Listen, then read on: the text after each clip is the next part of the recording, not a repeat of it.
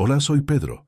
El día que mis propios hijos decidieron que yo valía menos que un mueble viejo y me dejaron en un asilo para quitarse el problema de encima, fue el día que mi verdadera vida comenzó.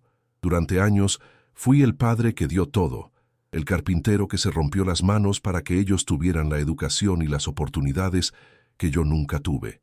Y mi recompensa fue el silencio, el olvido, una cama en un cuarto que olía a desinfectante y soledad.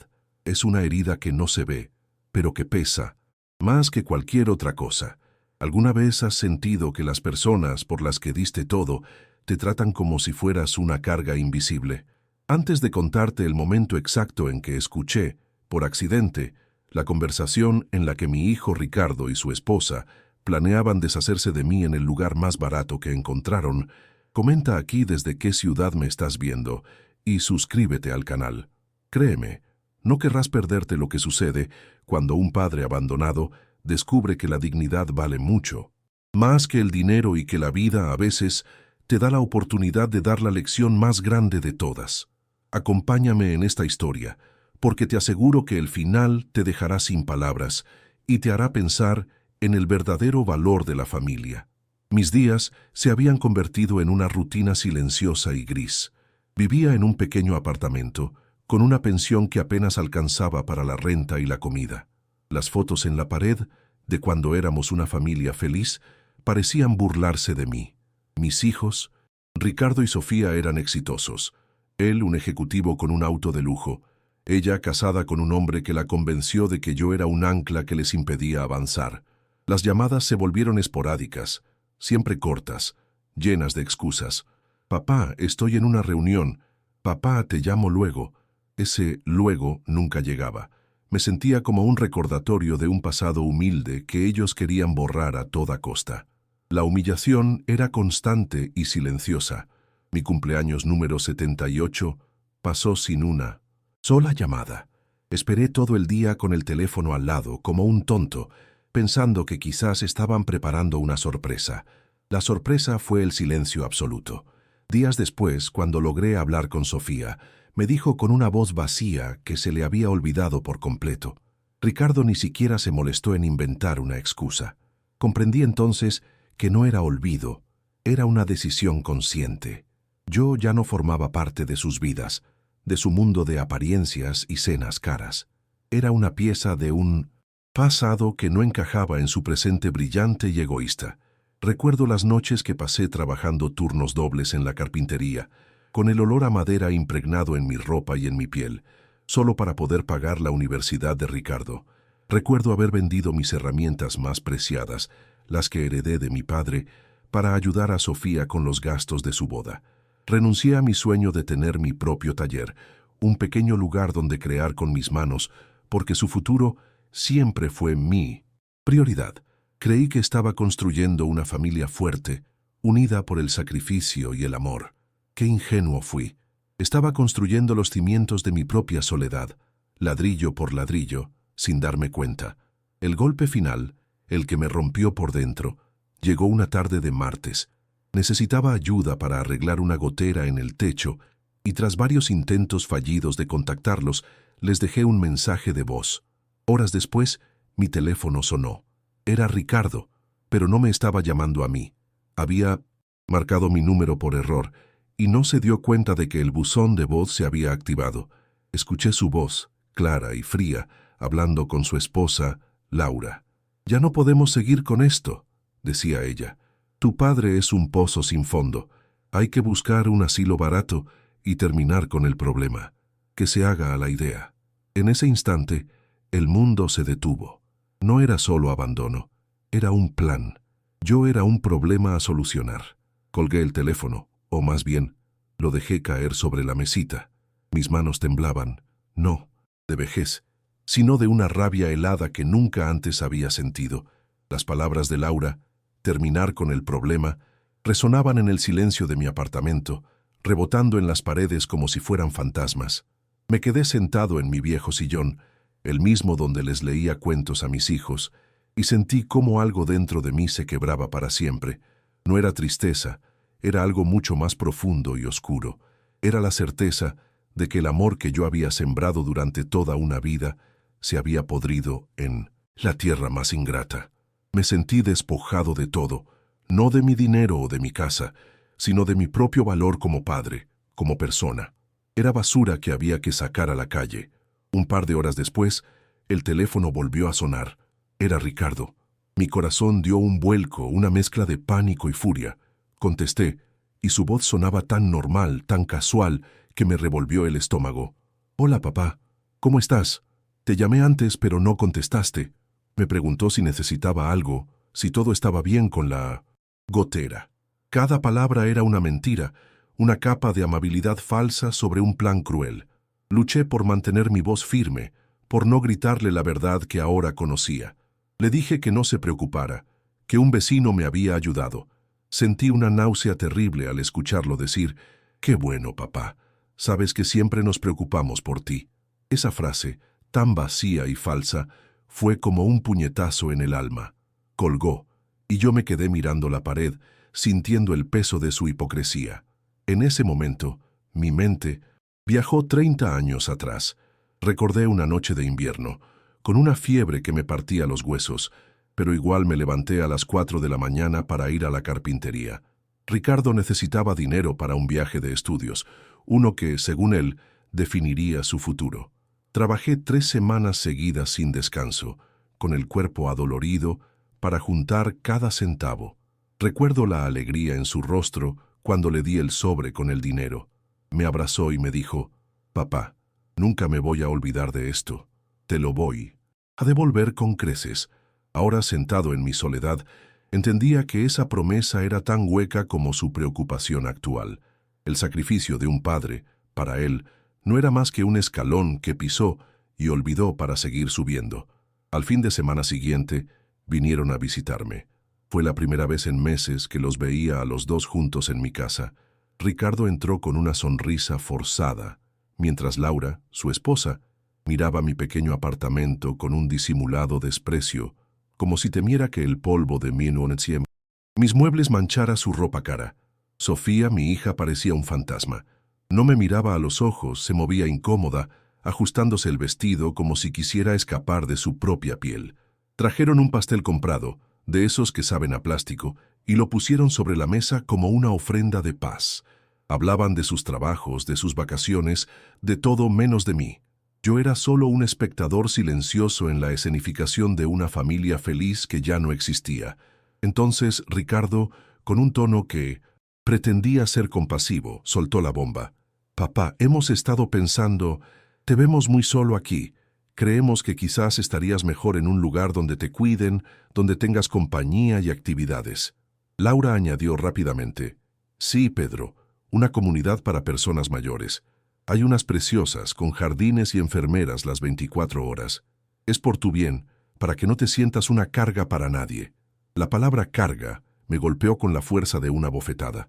Lo dijeron con tanta naturalidad, como si me estuvieran haciendo el favor más grande del mundo. Yo no dije nada, solo los observé, viendo la codicia y el alivio en sus ojos. Estaban vendiéndome mi propio exilio como si fuera un paraíso. Sofía, que había permanecido en silencio, finalmente habló.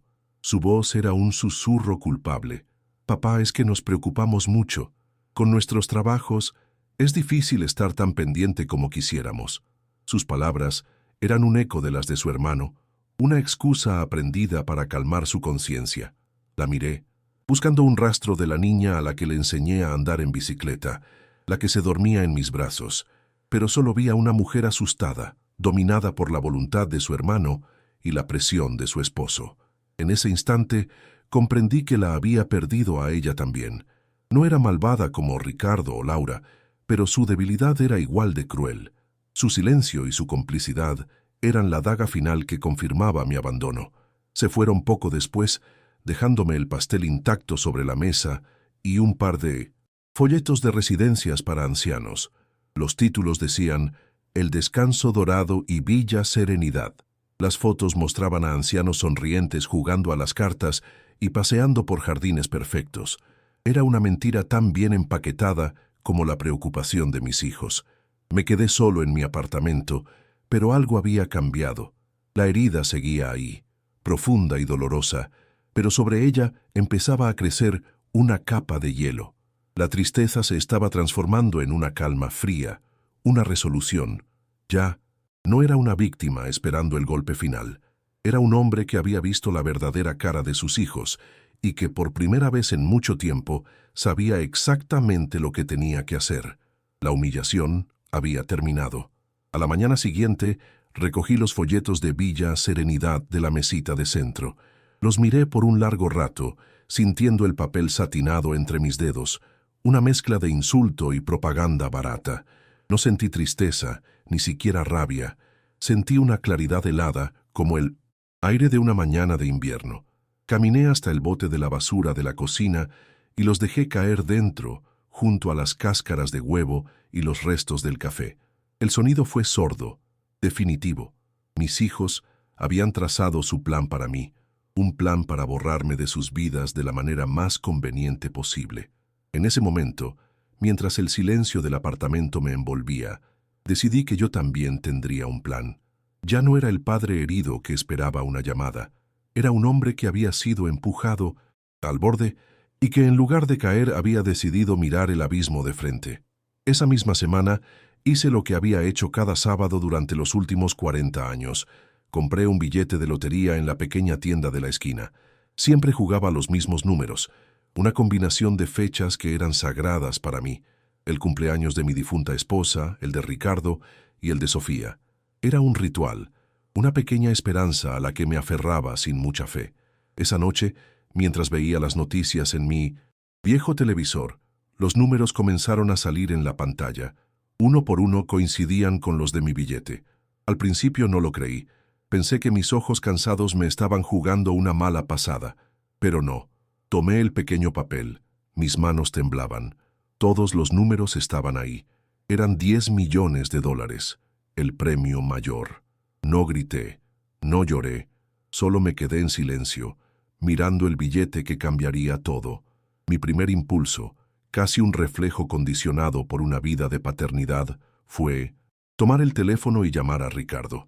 Quería gritarles la noticia, decirles que nuestros problemas se habían acabado, que ahora todo sería diferente. Imaginé sus caras de sorpresa, la alegría, la posibilidad de que este dinero pudiera, de alguna manera, remendar los lazos rotos. Tenía el teléfono en la mano, a punto de marcar, cuando la voz de Laura resonó en mi memoria, tan clara como si estuviera a mi lado. Hay que buscar un asilo barato y terminar con el problema.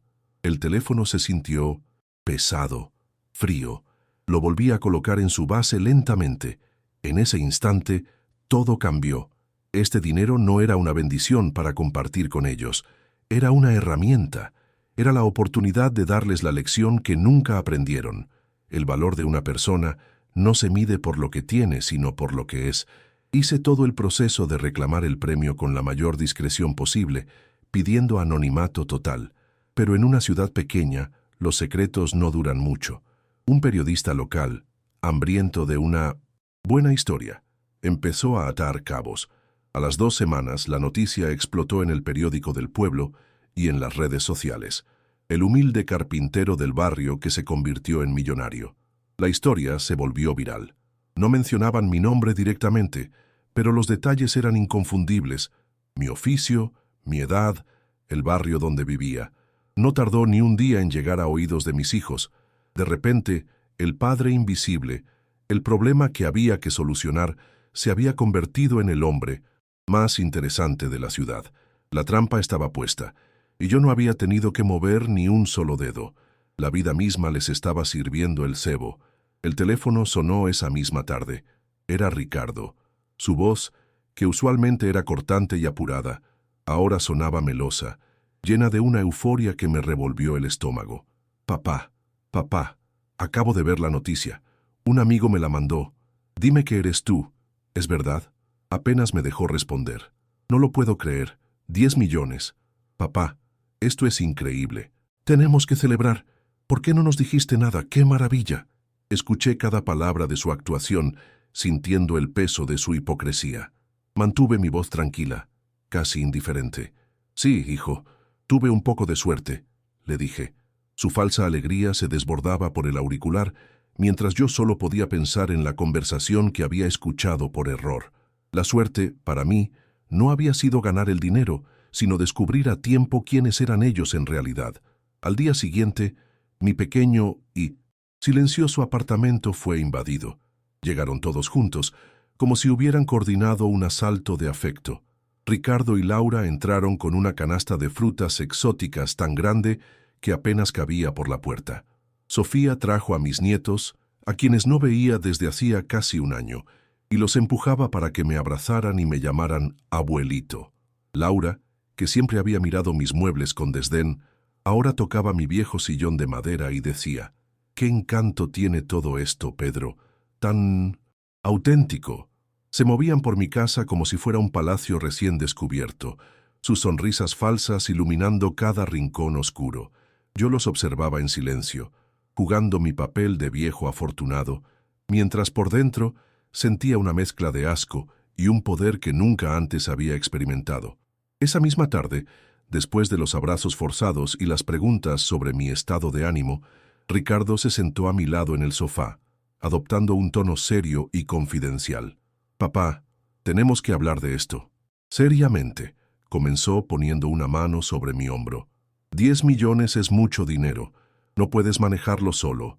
Necesitas un equipo, asesores financieros, gente que te ayude a proteger este patrimonio. Es por tu bien, para que nadie se aproveche de ti». Laura asintió con fervor desde la cocina. «Tu hijo tiene razón, Pedro.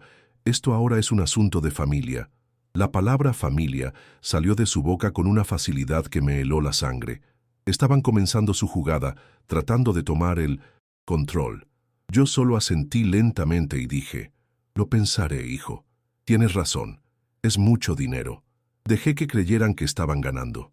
Las semanas que siguieron fueron un teatro del absurdo. Cada día, mis hijos intentaban demostrarme cuánto se preocupaban por mí, pero su preocupación siempre giraba en torno al dinero. Ricardo trajo a un asesor financiero, un joven con un traje demasiado caro y una sonrisa que no le llegaba a los ojos, que me hablaba de portafolios de inversión y paraísos fiscales. Yo asentía, fingiendo interés mientras veía cómo mis hijos se miraban entre sí, con los ojos brillantes de codicia. Laura ya estaba planeando mi mudanza a un lujoso apartamento en el centro, uno más acorde a mi nuevo estatus. No se daban cuenta de que, para mí, mi estatus no había cambiado. Seguía siendo el hombre que ellos habían decidido abandonar en el asilo más barato que pudieran encontrar. La única diferencia era que ahora yo tenía el poder, el punto de quiebre, el momento que solidificó mi resolución de una manera que ya no tenía vuelta atrás. Fue un jueves por la tarde. Laura, en un arranque de generosidad, decidió que mi viejo sillón reclinable, el que mi difunta esposa y yo compramos con nuestro primer sueldo extra, era una antigüedad deprimente. Sin consultarme, contrató a unos hombres para que se lo llevaran. La vi supervisar la operación desde la puerta de la cocina, con una mueca de asco. «Ya era hora de sacar esta tristeza de la casa, Pedro. Te compraremos uno de italiano, de piel de verdad». No dije nada. Solo vi cómo se llevaban el último mueble que conservaba el aroma de mi esposa, el lugar donde le leí cuentos a mis hijos. En ese silencio, mi corazón se convirtió en una piedra. Ya no solo querían mi dinero, querían borrar mi historia. Mientras ellos planeaban cómo gastar mi fortuna, yo comencé a ejecutar mi propio plan en secreto. Una mañana, les dije que iría a caminar al parque para aclarar mis ideas. En lugar de eso, tomé un autobús al otro lado de la ciudad para encontrarme con Mateo, un viejo amigo de la carpintería que se había convertido en un abogado honesto antes de retirarse. Nos sentamos en un café modesto, de esos que huelen a café de verdad, y le conté todo. La llamada que escuché, el abandono, el premio y su repentino amor filial.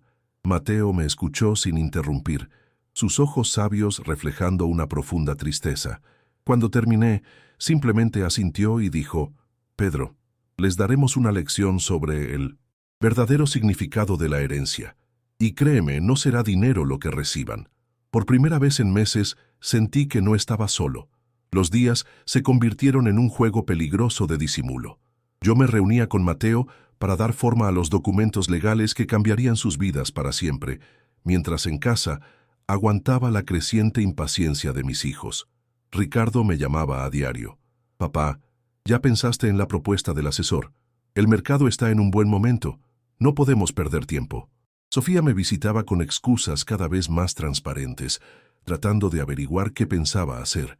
Sentía la presión montándose como una olla a punto de explotar. Sus sonrisas se volvían más tensas, sus gestos de cariño más mecánicos. La máscara de la familia perfecta se estaba resquebrajando y debajo asomaba la fea cara de la desesperación. Estaban aterrados de que se me ocurriera hacer algo con el dinero que ellos ya consideraban suyo. Finalmente, Ricardo decidió que era hora de dar el golpe de gracia. Me llamó con un tono falsamente festivo. «Papá, te tengo una sorpresa. Reservé una mesa en La Cima, el restaurante más elegante de la ciudad. Vamos a celebrar en familia como te mereces. Y de paso, llevaremos los documentos finales para que los firmes tranquilamente. Es hora de asegurar tu futuro, nuestro futuro». La palabra «nuestro» resonó en mi oído como una sentencia. Era la confirmación final. No se trataba de mi bienestar, sino de su ambición. Acepté con una calma que lo sorprendió. «Claro, hijo. Será una noche para recordar», le dije, y sabía con una certeza absoluta que así sería. Sería la noche en que su mundo, construido sobre la mentira y la codicia, se vendría abajo. Llegó el día de la cena. Mientras me preparaba, ignoré por completo el traje de diseñador que Laura me había comprado. En su lugar, abrí mi viejo armario y saqué el único traje bueno que tenía, el que usé en la boda de Sofía y en el funeral de mi esposa. Era un traje humilde, de un color oscuro y gastado por el tiempo, pero era mío. Representaba mi vida, mis sacrificios, mi historia. Me miré en el espejo y no vi a un millonario. Vi a Pedro, el carpintero, el padre que lo dio todo, el hombre al que intentaron desechar como a un trasto viejo. Metí en el bolsillo interior de mi saco un sobre grueso. No contenía los documentos que ellos esperaban, sino los papeles que sellarían su destino. Me sentía extrañamente en paz, como un soldado que marcha a su batalla final, sabiendo que la justicia está de su lado. Cuando llegué al restaurante, ellos ya estaban allí sentados en la mejor mesa, con vistas a toda la ciudad. Sus rostros se iluminaron al verme, aunque pude notar una sombra de decepción en los ojos de Laura al ver mi viejo traje. Me recibieron con abrazos y sonrisas, pidiendo el champán más caro. Durante la cena hablaron sin parar de sus planes, la casa de verano que comprarían, los colegios a los que mandarían a mis nietos, el negocio que Ricardo quería expandir. Yo comía en silencio, escuchando el monólogo de su avaricia.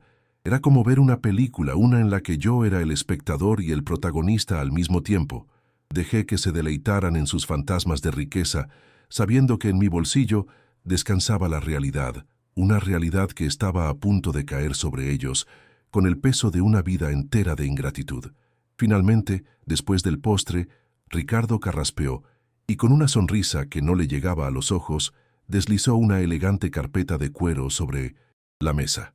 «Bueno, papá», dijo en un tono falsamente solemne, «ya que estamos todos juntos celebrando, creo que es el momento perfecto para organizar las cosas». Abrió la carpeta, revelando una pila de papeles con un lenguaje legal que yo no entendía, pero cuyo propósito era tan claro como el agua. Laura me acercó una pluma de oro, como si fuera un cetro. «Es solo para protegerte, Pedro, para que todo quede en familia y nadie se aproveche de tu buena fe». Sus miradas estaban fijas en mí, expectantes, como lobos esperando que la presa finalmente se rinda. El murmullo del restaurante desapareció. El mundo entero se redujo a esa carpeta, a esa pluma y a la decisión que yo ya había tomado hacía semanas. Tomé la pluma entre mis dedos, sintiendo su peso frío y ajeno. No la usé para firmar. En lugar de eso, la usé para empujar suavemente la carpeta de vuelta hacia el centro de la mesa. Los tres me miraron, confundidos. El silencio se alargó, tenso y pesado. Levanté la vista y los miré a los ojos uno por uno.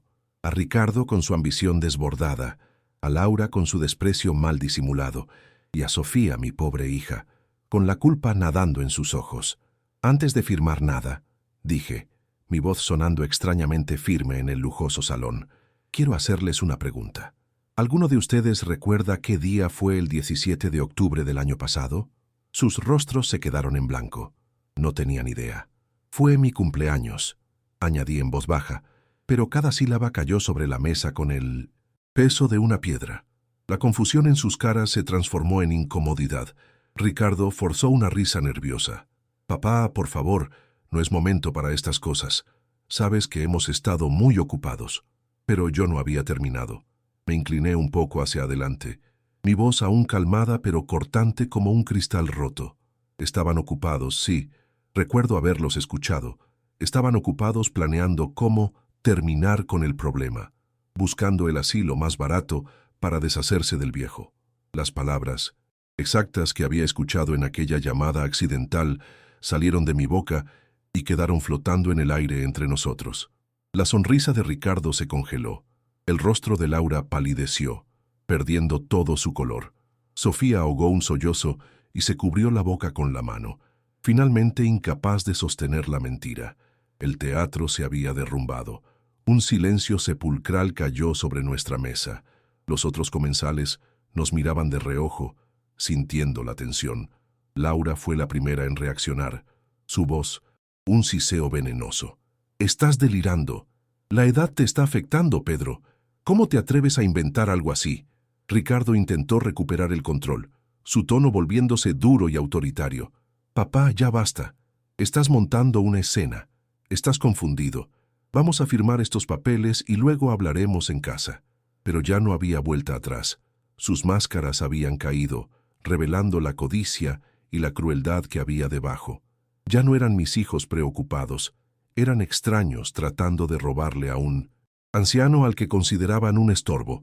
Los miré con una tristeza profunda, no por mí sino por ellos, por lo vacíos que estaban por dentro. Ignoré sus protestas y metí la mano en el bolsillo interior de mi viejo saco. Ellos esperaban que sacara mis gafas para leer los documentos, pero lo que puse sobre la mesa no fue eso. Era un folleto de papel sencillo doblado en 3 partes. Lo desdoblé lentamente. En la portada, con letras grandes y cálidas, se leía «Fundación El Taller de Pedro».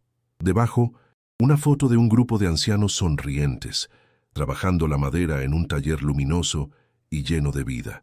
Sus caras se desfiguraron por la incomprensión. Ricardo tomó el folleto con manos temblorosas, como si quemara.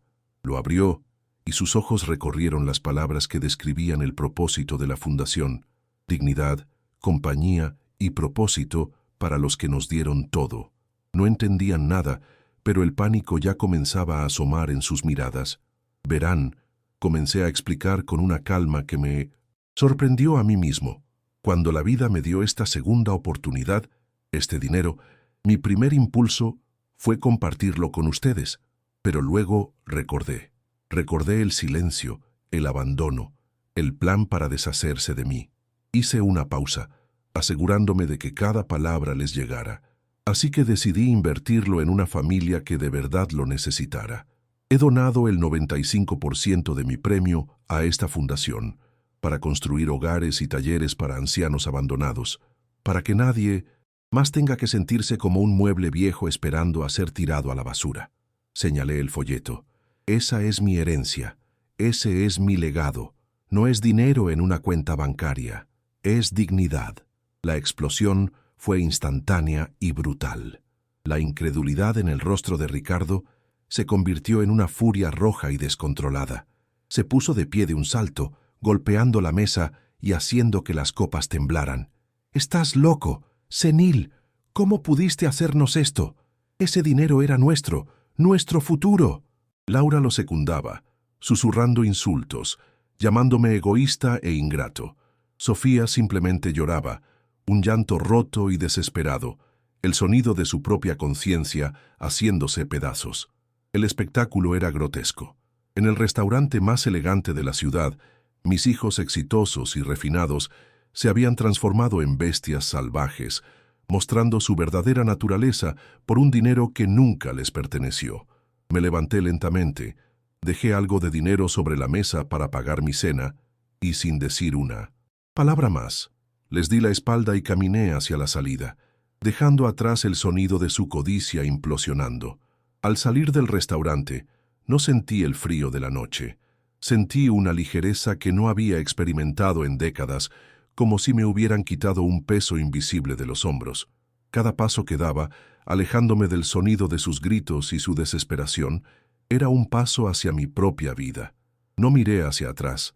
Caminé por las calles iluminadas de la ciudad, no como un anciano solitario, sino como un hombre que acababa de reclamar su alma. El aire olía a libertad. Volví a mi viejo apartamento por última vez, pero ya no se sentía como una celda de soledad. Era el umbral de un nuevo comienzo, el lugar donde el viejo Pedro había muerto para que el verdadero Pedro pudiera finalmente empezar a vivir. La humillación se había quedado en esa mesa, junto a las copas de champán rotas y las mentiras expuestas. Los días siguientes, mi viejo teléfono no paró de sonar. Eran ellos. Ricardo me dejó mensajes de voz que pasaban de la súplica desesperada a la amenaza furiosa. Hablaba de abogados, de declararme incompetente, de que le estaba robando el futuro a sus hijos, mis nietos. Laura me envió textos llenos de veneno, llamándome un viejo cruel y egoísta. Sofía solo lloraba en sus mensajes, pidiéndome que reconsiderara, que no destruyera a la familia. No respondí a ninguno. Un par de días después, simplemente cambié mi número. Corté el último hilo que me ataba a ellos. Su mundo, construido sobre la expectativa de mi fortuna, se había derrumbado estrepitosamente, y yo ni siquiera estaba allí para ver las ruinas. Se quedaron solos con su codicia, gritándole a un teléfono que ya no escuchaba. Me mudé a una pequeña casa, sencilla pero llena de luz, a unas pocas cuadras de la fundación. El taller de Pedro cobró vida más rápido de lo que imaginé. No era un lugar triste. Olía a pino y a café recién hecho. El sonido de las sierras y los martillos se mezclaba con las risas y las conversaciones. Me convertí en el maestro carpintero, enseñando a otros hombres y mujeres de mi edad, e incluso a jóvenes voluntarios, el arte que me había dado de comer toda la vida. Por fin tenía el taller con el que siempre soñé, no para hacerme rico, sino para compartir lo que sabía.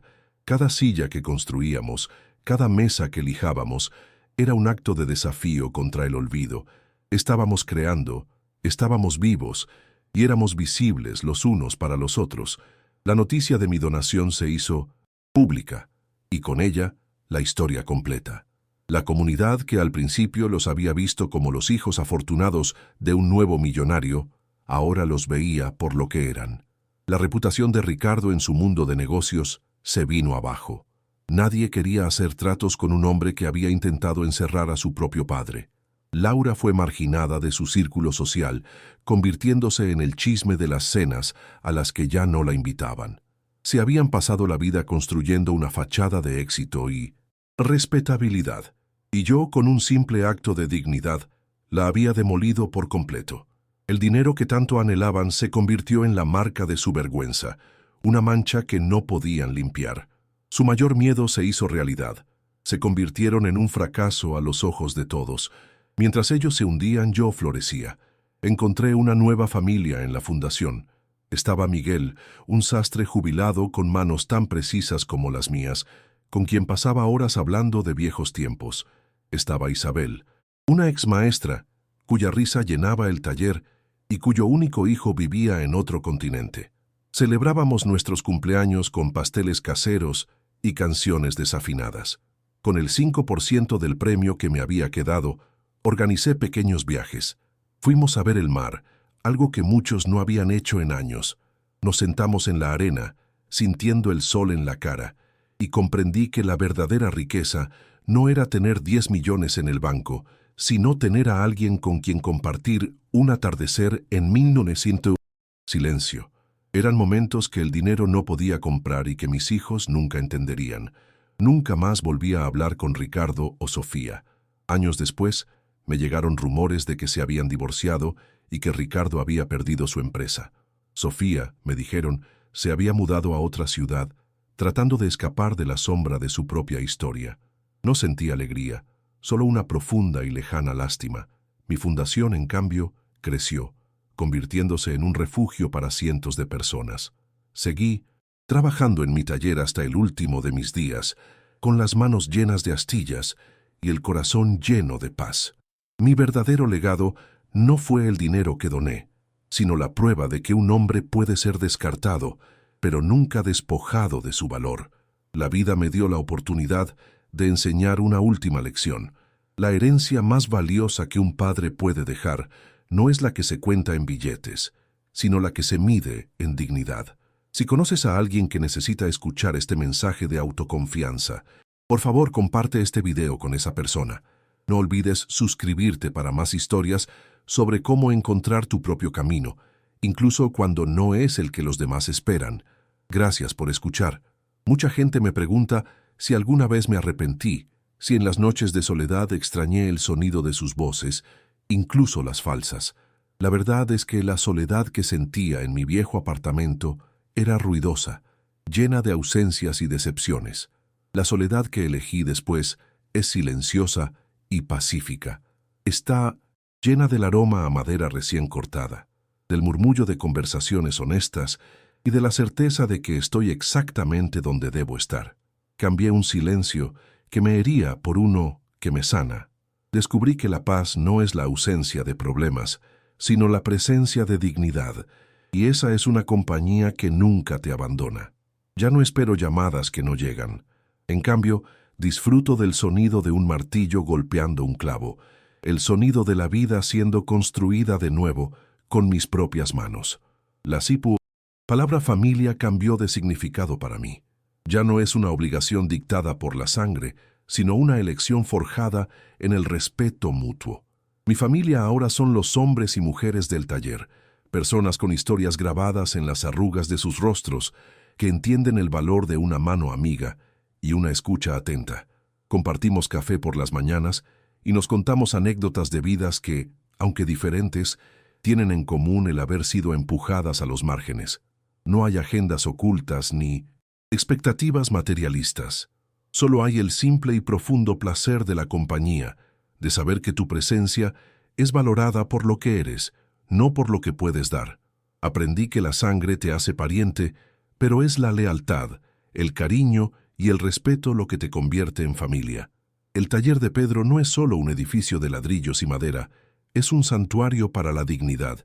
Cada día veo llegar a personas que, como yo, se sentían invisibles para el mundo y para sus seres queridos.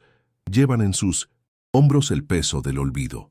Pero cuando toman una herramienta, cuando sienten la textura de la madera y empiezan a crear algo con sus propias manos, algo cambia en su mirada. Se enderezan, sus ojos brillan con un propósito renovado. No fabricamos muebles, fabricamos segundas oportunidades. Cada pieza que sale de ese taller es un testimonio de que la vejez no es un final, sino una continuación, y que el valor de una persona no disminuye con los años, sino que se enriquece con la experiencia, con el tiempo. Las noticias sobre mis hijos me llegaron a través de terceros, como ecos de un mundo que ya no era el mío. Sufrí al saber de sus fracasos, de su caída social y financiera. No sentí alegría, ni siquiera satisfacción, solo un vacío profundo y una tristeza inmensa por los niños que una vez crié con tanto amor y que se perdieron en el laberinto de la codicia. Se convirtieron en prisioneros de la misma fachada que intentaron construir, una vida de apariencias que se desmoronó cuando su fuente de financiación desapareció.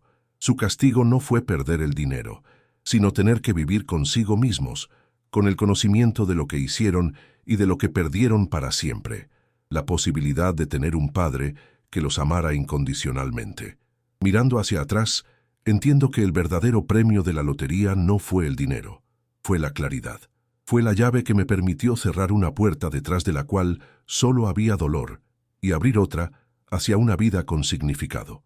Me enseñó que el respeto no se exige ni se compra, se gana con acciones y se pierde con la traición.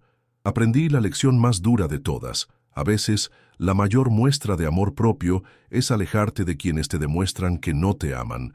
Mi fortuna no reside en una cuenta bancaria, sino en cada amanecer que disfruto, en cada sonrisa que comparto en el taller y en la paz que siento al saber que mi legado no será de billetes, sino de dignidad restaurada.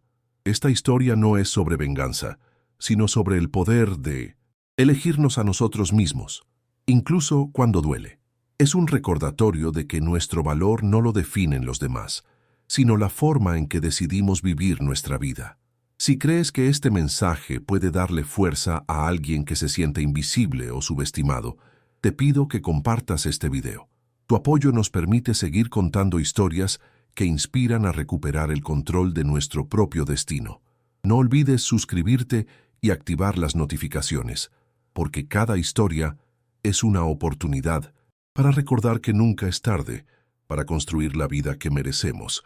Gracias por haberme acompañado hasta el final.